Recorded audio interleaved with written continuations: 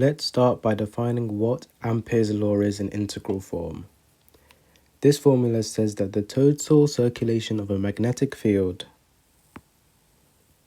around a closed loop equals the product of mu naught and the net enclosed current passing through the bounded surface of the loop. From Stokes' theorem, we know that the circulation around a loop is equal to the sum of all local curl over the surface it encloses. So in this case, the line integral of the magnetic field around a loop is equal to the sum of local curl of the magnetic field bounded across its surface. So as we can see, what looks like global circulation is actually just the accumulative behavior of all local rotational fields across its surface, summed up. As enclosed current can be represented by current density J multiplied by enclosed area, the surface integral of the curl of the magnetic field equals mu naught times the surface integral of the current density. So since these two surface integrals are equal for any arbitrary surface element, dA, then the quantities inside each integral, also known as their integrands, must also be equal at every local point. And thus, the dAs essentially cancel each other out. They're present on either side of the equal sign, and so they can be eliminated. And that gives our local differential form of Ampere's law. So let's look at what happens to the magnetic field both inside and outside a straight wire with uniform current density. So when R, our radius, is less than A, where A is the outer radius of our wire, the magnetic field is along the direction of each length segment of the loop.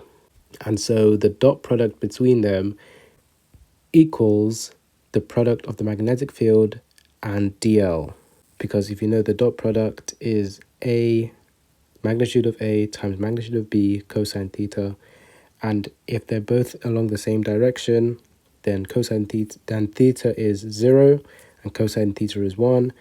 And so that essentially just becomes their magnitudes multiplied. And here we sum around the circumference for dl.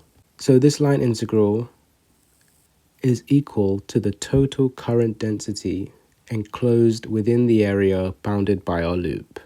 Solving for the magnetic field, we get B is equal to mu naught divided by 2 multiplied by the enclosed current density times R. So within the wire, the magnetic field is proportional to the radius from the center and increases linearly from the center.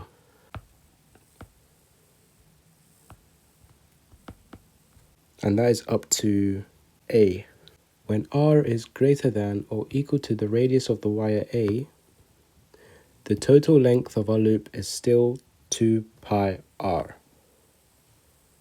as r is our variable that we change, while the total area dotted with our current density J is pi a squared, as the surface integral of J can only include the wire's cross-section. The current density is 0 everywhere outside the wire. Solving for the magnetic field, we get that B is equal to mu naught multiplied by the enclosed current density multiplied by A squared, A being the maximum radius of our wire, divided by 2 times R. And so outside the wire, the magnetic field decreases inversely proportional to the radius from the center of the wire, with its direction being tangent to the loop,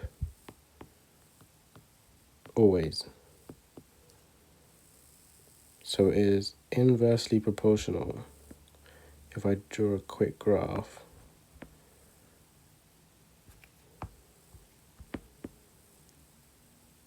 you can imagine from within the wire, it increases linearly up to a certain point at the very edge of the wire and then decreases inversely proportional to its radius. So in the final part of this video, I want to go over two misconceptions about Ampere's law very briefly. The first is, how can B, the magnetic field, decrease with R, the radius, but still equal a constant, which is this mu naught times the enclosed current? That's because it's the integral that equals a constant, not the magnetic field. Therefore, increasing the circumference in our loop results in the magnetic field decreasing by the same amount, and vice versa. This makes sure that this equation remains true. The final misconception is if current density decreases as surface area increases, as J is defined as current per unit area. If I choose a larger circulation, the enclosed area increases also. Therefore, current density should decrease, right? However, one thing to realize is that J, the current density, is a property of the wire itself and is constant. It's only inside of the wire that increase in the radius encloses more current, whereas increase in the radius beyond the wire does not enclose more current and therefore remains constant, regardless of our circumference or circulation around the wire beyond its own radius. Current only exists within the wire and none exists outside of it. And so it does not matter if there was more area that you're taking into account outside of the wire. The current density remains the same.